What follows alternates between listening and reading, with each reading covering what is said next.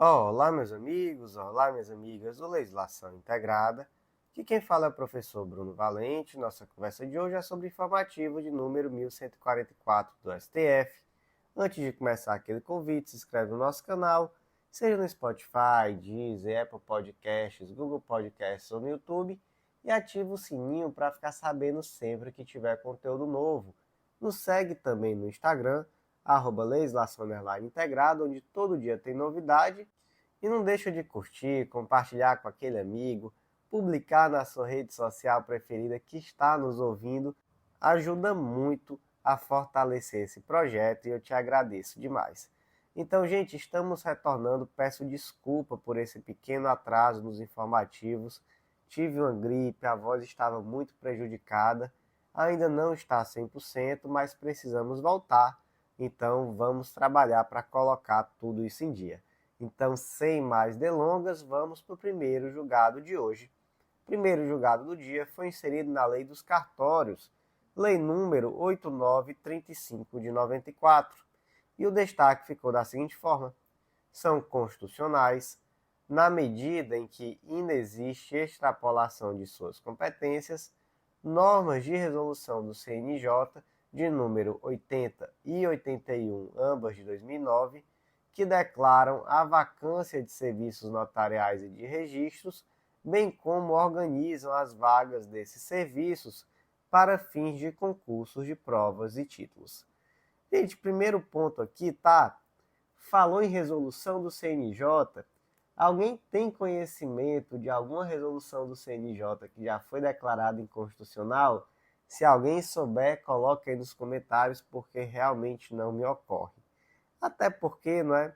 É muito difícil o STF ir contra o CNJ, já que boa parte dos membros são, de fato, membros também do STF. Então, viu alguma situação relacionada à resolução do CNJ, falou que é inconstitucional, está em dúvida? Na dúvida, falso, não é? Quase sempre vai ser constitucional aquilo que o CNJ determina. Então, qual o caso concreto? Resolução 80 de 2009 trata sobre a vacância dos serviços notariais e de registros cujos notários e registradores não foram investidos através de concurso público de provas e títulos.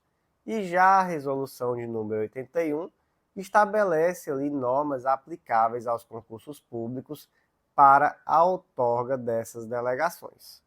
Ok. O que acontece? A Associação de Notários e Registradores do Brasil, ela propôs essa ação declaratória de inconstitucionalidade e, dentre os pontos, o que ela trouxe? Ela contesta essa exigência de concurso de remoção na modalidade provas e títulos. Por quê? Porque ela argumenta que, na verdade, a competência para tratar sobre esse tema deveria ser estadual e traz que a exigência que está lá na lei 10.506 de 2002 é tão somente de concurso de títulos, sem necessidade de provas. Então, aqui lembrando que estamos falando sobre concurso de remoção. Segundo ponto, a associação, não é, ela questiona a declaração de vacância das serventias providas sem concurso público, argumentando o quê? Que o CNJ extrapolou suas competências ao declarar vagas essas serventias, especialmente quando foram providas de forma válida perante a legislação estadual. E, além disso, se entendeu que se violou aqui uma prerrogativa de contraditório e ampla defesa dos ocupantes daquelas serventias declaradas vagas. Lembrando, pessoas que assumiram sem concurso público. Outro ponto aqui trata do prazo para impugnação de editais. Então, contestou-se aqui o estabelecimento de um prazo de impugnação, por entender que caberia à lei prever esse prazo. E, por último, trouxe também que caberia ao Poder Executivo decidir sobre a conveniência de realizar concurso para a delegação ou outorga relativa a cartórios, e não podendo, nesse caso, o CNJ trazer uma previsão acerca desse tema. E aí, gente, nem preciso dizer, o STF não concordou com nenhuma dessas alegações. Argumentos do STF. Competência do Poder Judiciário para se envolver em todas as fases da seleção e do provimento das serventias extrajudiciais. Trouxe também que cumpre sim ao CNJ editar atos regulamentares para dar aplicabilidade aos princípios constitucionais que estão ali ligados à atividade administrativa do Estado. Trouxe que a atividade cartorária exige concurso de provas e títulos, não somente de títulos. Claro que aqui estávamos falando de uma situação tão somente de remoção, né? Então seriam pessoas que já seriam ali notários e registradores, mas mesmo assim para a remoção se entendeu que existe uma necessidade de concurso de provas e títulos. Então, com base nesses argumentos, entendeu que as resoluções são sim constitucionais. E, gente, veja só, o STF tratou de resolução do CNJ, não conheço caso que disse que era inconstitucional. Caso você conheça, me conte para eu também ficar sabendo. Sobre o tema também, a ADI 3748 do Estado do Paraná, nessa ADI, saldo informativo 1099 do STF, entendeu-se que é inconstitucional norma que estabelece modalidade de concurso de remoção na titularidade de serviços notariais e de registro apenas por avaliação de títulos. Então, temos aqui que esse julgado ele não traz nenhuma novidade, não é? Já foi decidido exatamente dessa forma em outras oportunidades, dentre elas aqui a ADI 3748, informativo 1099 do STF. Como é que ficou então o destaque de hoje? São constitucionais na medida em que inexiste extrapolação de suas competências, normas das resoluções do CNJ número 80 e 81 de 2009, que declaram a vacância de serviços notariais e de registros, bem como organizam as vagas desses serviços para fins de concursos públicos de provas e títulos.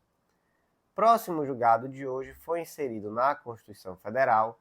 Temos uma tese, a tese fixada na ADI 7177 do Paraná, e essa tese está dividida em dois pontos. Ponto 1, é constitucional a criação de órgão para assessoramento e consultoria jurídica de Tribunal de Contas, podendo, todavia, realizar a representação da Corte exclusivamente nos casos em que discutidas as prerrogativas institucionais ou a autonomia do TCE. 2.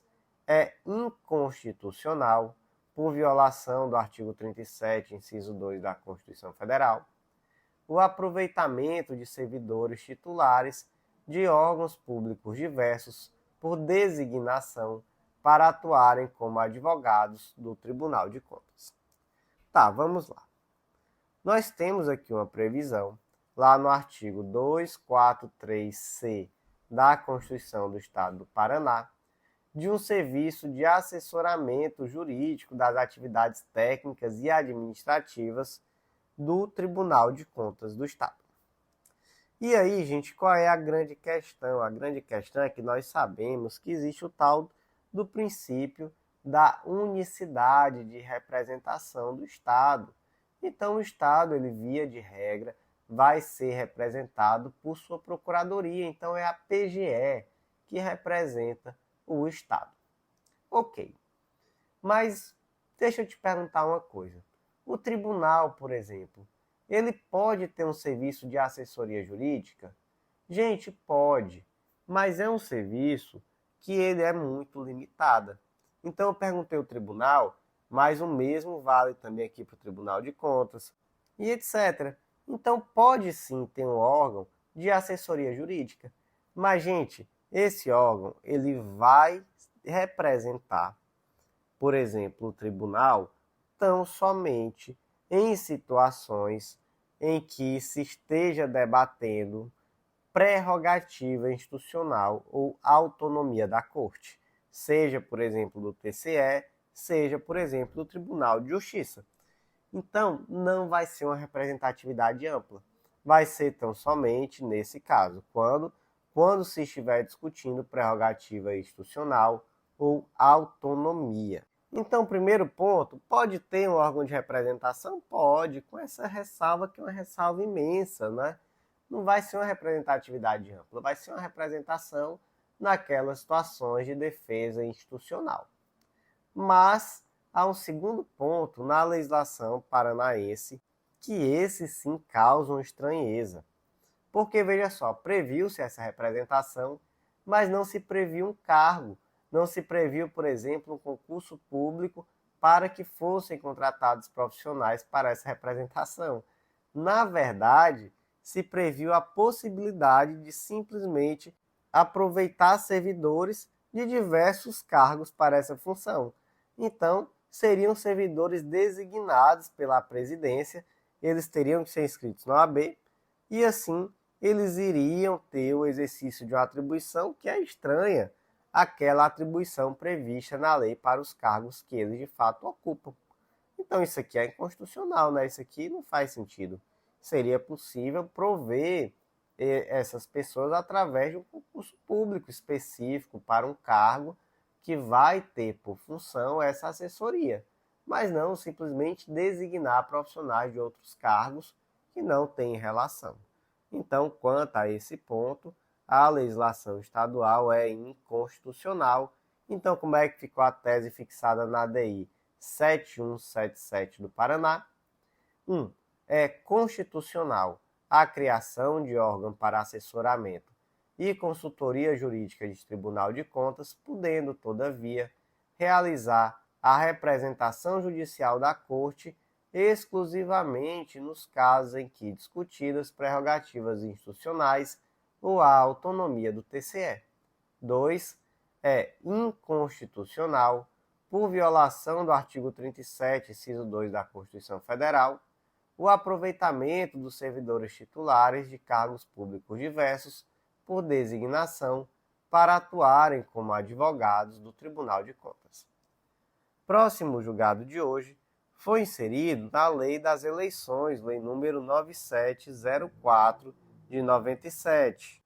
E o destaque ficou da seguinte forma: é constitucional e está em harmonia com os princípios da moralidade, da probidade e da transparência a interpretação gramatical da expressão apresentação de contas, isto é, no sentido de que basta a apresentação plenitude das contas de campanha para se obter a certidão de quitação eleitoral, não sendo necessária a regularidade ou a apresentação delas. Professor, que decisão estranha! Me explica isso aí, vamos lá, que negócio é esse? Vamos lá. O artigo 11, parágrafo 7º, aqui nós estamos em um capítulo que trata sobre o registro de candidatos. Então, o artigo 11, os candidatos com coligações solicitarão à Justiça Eleitoral o registro de seus candidatos até às 19 horas do dia 15 de agosto, do dia em que se realizarem as eleições. Parágrafo 7º, a certidão de quitação eleitoral abrangerá exclusivamente a plenitude do gozo dos direitos políticos, o regular exercício do voto, o atendimento a convocações da Justiça Eleitoral para auxiliar os trabalhos relativos ao pleito, a inexistência de multas aplicadas em caráter definitivo pela Justiça Eleitoral e não remitidas, e a apresentação de contas de campanha eleitoral. Então, veja só. Para que o indivíduo registre a sua candidatura, ele precisa apresentar uma certidão de quitação eleitoral. Essa certidão, ela vai simplesmente abranger os seguintes aspectos. Vai dizer que a pessoa está na plenitude do gozo de seus direitos políticos, ou seja, não está com os direitos políticos cassados ou suspensos. Segundo ponto, ela tem o regular exercício de voto, ou seja, ela de fato votou nas últimas eleições ou justificou a ausência. Terceiro, ele atendeu às convocações da Justiça Eleitoral. Então, por exemplo, ele foi convocado para ser mesário e ele atendeu, então ele justificou, então está tudo certinho. Quarto ponto, melhor dizendo, não há nenhuma multa aplicada e não remitida. Ou seja, nenhuma multa está ali de fato aplicada, ou mesmo caso tenha sido aplicada, ela pode ter sido perdoada também, né? Então tudo certo. E aqui o último ponto, que aqui é que traz a dúvida. Ele tem que ter apresentado as contas de campanha eleitoral. Professor, só apresentado? Não precisa ter sido aprovada, não. Então, as contas foram aprovadas, basta apresentar? É isso mesmo, gente, basta apresentar. E foi isso que o STJ decidiu, a interpretação aqui é literal mesmo, tá? Basta ter apresentado as contas para efeito de quê? Para efeito de conseguir a certidão de quitação eleitoral, que é a certidão necessária para que ele consiga se registrar. E aí, gente, vamos lá. É importante que se diferencie aqui o que é elegibilidade do que é uma mera registrabilidade. E é por conta dessa diferenciação que não existe aqui uma proteção deficiente, porque veja só, registrabilidade refere-se simplesmente aos requisitos formais e documentais necessários para o registro da candidatura, incluindo o que? Incluindo a apresentação da certidão de quitação eleitoral. Então, o candidato recebeu a sua certidão de quitação eleitoral, ele está apto a ser registrado. Ele apresentou as contas, né, dentre outros pontos, ele pode se registrar. Agora, para ser elegível, aí é outra conversa. Aqui trata-se da aptidão do candidato para ser eleito. E aqui envolve requisitos constitucionais e legais. E aqui, gente, é que a pessoa ela pode se tornar eventualmente inelegível em virtude da reprovação das contas. Então, veja só. Passar dessa interpretação literal é meio que avançar por cima do legislador, entendem? Por quê? Porque nós estamos aqui tratando de direitos políticos, gente. Aqui tem que ser protetivo. Então, a pessoa ela apresentou as contas, ela já pode registrar a candidatura. Mas imagina, por exemplo, que essa pessoa teve suas contas rejeitadas e por isso ela está inelegível. Ela vai poder efetivamente ser eleita? Não, ela está inelegível. Por quê? Porque as contas foram rejeitadas. Então, é muito diferente. Registrabilidade é mais simples. Só precisa ter ali a certidão de quitação eleitoral. Mas, elegibilidade não. Aí, se essa pessoa estiver inelegível em virtude da reprovação de contas, aí a conversa já muda. Entenderam? Espero que sim. Então, como é que ficou aqui o destaque? É constitucional e está em harmonia com os princípios da moralidade, da probidade, da transparência, a interpretação gramatical da expressão apresentação de contas, isto é, no sentido de que basta a apresentação tempestiva das contas de campanha para se obter a certidão de quitação eleitoral, não sendo necessária a regularidade ou a aprovação delas. Gente, está na hora daquele convite super especial, tá? Você está gostando do conteúdo? E se eu te contar que existe um material que ele é semanalmente atualizado por esses mesmos informativos que eu comento aqui em formato de áudio? E, gente, é um material que com certeza vai ser um grande diferencial nos seus estudos, possibilitando finalmente uma organização da lei seca e da jurisprudência. E por um valor, gente, super acessível.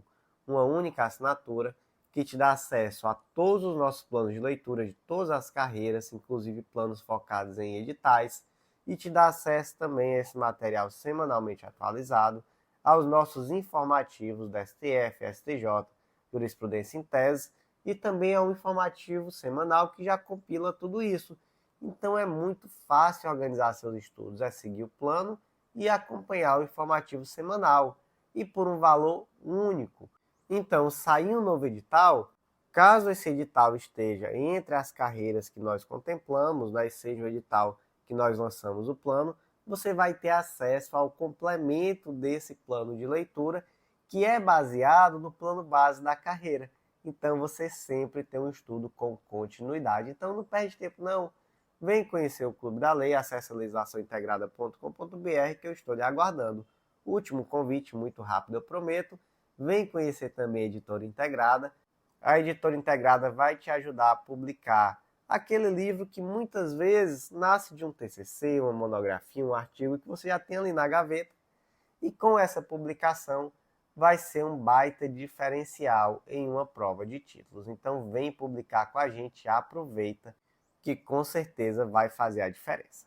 Seguindo em frente, próximo julgado de hoje foi inserido na Constituição Federal destaque da seguinte forma: são inconstitucionais por violarem o princípio da igualdade eleitoral e a regra da anterioridade eleitoral, normas da Emenda Constitucional 123 de 2022, que instituíram o estado de emergência no ano de 2022, bem como criaram e ampliaram benefícios sociais 3 meses antes das eleições. Tá, vamos lá, gente. Que emenda foi essa? A Emenda Constitucional 123 de 2022, ela foi editada sob a justificativa de atenuar os efeitos da elevação dos preços dos combustíveis em virtude do início ali da guerra da Ucrânia com a Rússia. Entre seus resultados, permitiu ali a ampliação do Auxílio Brasil, criou benefícios para os caminhoneiros, para os taxistas, ampliou o valor do Auxílio Gás e previu compensação a estados que concedessem créditos de ICMS para produtores de etanol, produtores e distribuidores de etanol. Aí você pensa, poxa, mas que coisa boa, não? Acontece, gente, que essa emenda constitucional, ela foi publicada em 14/7 de 2022. Então ali, menos de 2 meses, né? Não, menos de 3 meses depois, já ocorreria o primeiro turno das eleições presidenciais. Então se instituiu ali um estado de emergência como uma forma de tentar contornar a regra da anterioridade eleitoral, se instituindo aqui benefícios fiscais e sociais nas vésperas da eleição.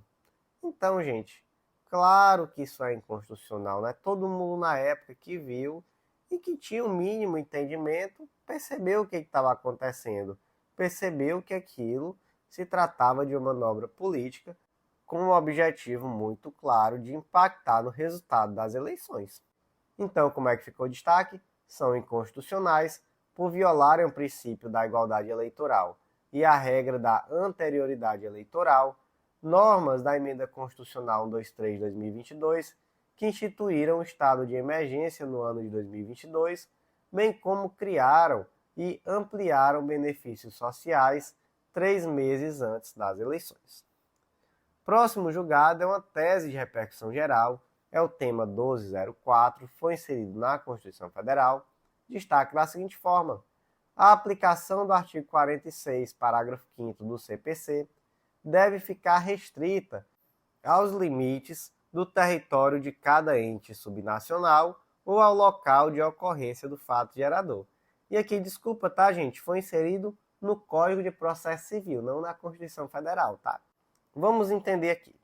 O artigo 46, parágrafo 5º diz que a execução fiscal será proposta no foro do domicílio do réu, ou no de sua residência, ou no lugar onde ele foi encontrado. Então, veja só, o estado do Ceará vai propor uma execução fiscal em face da Mariazinha. Onde é que a Mariazinha mora? Mariazinha mora no Quixadá. Então, o estado do Ceará vai propor essa ação na capital? Não, vai propor essa execução fiscal lá na cidade do Quixadá. Tem dúvida quanto a isso? Tem não, né? Nem dúvida nenhuma. Agora imagina a seguinte situação. O estado do Ceará pretende propor uma execução fiscal contra o Pedrinho. Onde é que Pedrinho mora? Balneário Camboriú, Santa Catarina. E aí, onde é que vai ser proposta essa ação? Vai ser lá em Santa Catarina? Gente, imagina isso, o estado do Ceará propondo a ação perante o Tribunal de Justiça de Santa Catarina. Fica estranho, não fica? Fica muito estranho. Então, qual a interpretação desse dispositivo? A interpretação é de que, de fato, a ação vai ser proposta no domicílio do executado. Quando? Quando o executado reside, tem domicílio dentro do estado. Se esse executado tem domicílio fora do estado, aí não. Aí vai ser proposta onde? Dentro do estado. Por quê? Porque não faz sentido o estado do Ceará estar propondo uma execução fiscal perante o Tribunal de Justiça de Santa Catarina. Não faz mesmo, não é? Então, como é que ficou aqui o destaque? A aplicação do artigo 46, parágrafo 5º do CPC deve ficar restrita aos limites do território de cada ente subnacional ou do local de ocorrência do fato gerador. E o último julgado de hoje foi inserido na Constituição Federal, destaque da seguinte forma: o regime de antecipação de pagamento do ICMS não constitui benefício fiscal próprio capaz de atrair a exigência de sua regulamentação por lei complementar. Então, vamos lá. Artigo 155, parágrafo 2º, inciso 12, a linha G da Constituição Federal. O imposto previsto no inciso 2 atenderá ao seguinte: que imposto é esse, gente? É o ICMS, tá? Então, inciso 12, cabe à lei complementar, a linha G, regular a forma como, mediante deliberação dos estados e do DF, isenções, incentivos e benefícios fiscais serão concedidos e revogados. Então, veja só, uma lei tratando sobre deliberação do estado ou do DF sobre isenção, benefício ou incentivo fiscal relacionado ao ICMS. Vai ter que ser lei complementar? Vai ter que ser lei complementar. Então, o tema aqui trata sobre regime de antecipação de pagamento do ICMS, que é o que? Uma prática tributária adotada por alguns estados para otimizar a arrecadação do ICMS. E aí, gente, o Rio Grande do Sul editou a Lei número 11.458 de 2000, é uma lei ordinária, tá? E trouxe o quê? Trouxe que o governo estadual pode exigir o pagamento antecipado do ICMS sempre que houver necessidade ou conveniência.